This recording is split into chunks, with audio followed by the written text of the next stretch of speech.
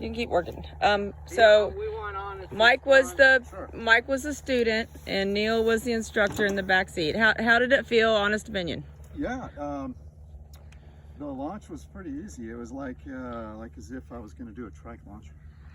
That was the normal thing. That was what we're expecting, right? That trike concept. I'm just trying to. No. Thank you. I was always worried about my instructor in the back to make sure that the wing didn't dive off to the left or to the right, because that's important, because the lines could come his way. So that's always. I could put a cage over. Yeah, you might want to. Yeah, might want to do that. Yeah, that's always something that is in the back of my mind. So I had to be cautious about that. And that was the weary part about concern. That was my only concern, right, safety wise.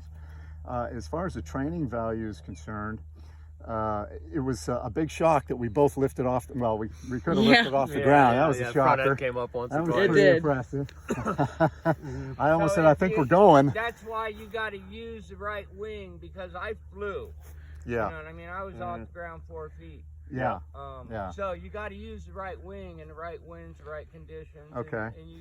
And the person that's driving the vehicle has to realize. Is that part of the training, is to try to get you off the ground? Sure, in a straight line, if there's no wind, then sure, we want you to come off the ground and then slowly bring it it right back down. Okay, yeah.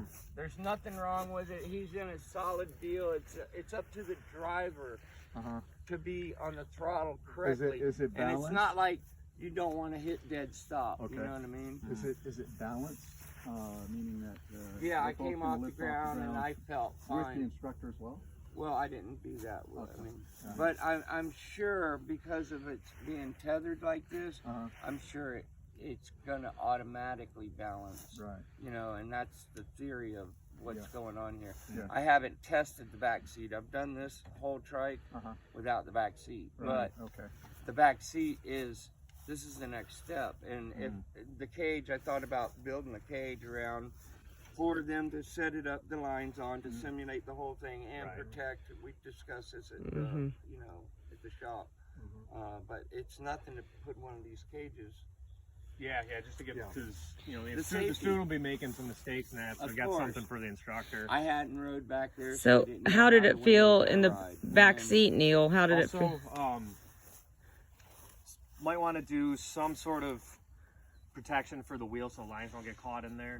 Well, if we built a ring, we made sure that the lines were clear and anything, but just right. in case Well, we'll have like line rest, just like all the trikes have line rest. Yeah, that's so all you need. You get out once the wing goes up, it's not gonna. You don't worry, and when it's just sitting here at rest in them.